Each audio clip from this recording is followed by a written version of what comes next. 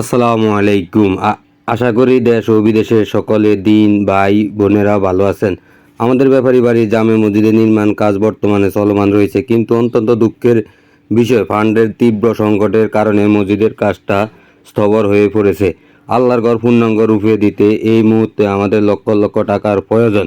মসজিদের ফান্ড নিয়ে অনেকের সময় অনেক কথা, মনে নানা প্রশ্ন বা সন্দেহ তৈরি হয়। যদি কেউ এখান থেকে অন্যায়ভাবে টাকা সরিয়ে থাকে বা আত্মসাৎ করে, তবে দুনিয়া ও আখিরাতে মহান আল্লাহ তাআলা নিজে তার কঠিন বিচার করবেন। সুতরাং মানুষের কর্মের দায়ভার অন্য কেউ নেবে না। নিশ্চয়ই আল্লাহ দানকারী উত্তম প্রতিদান দেন।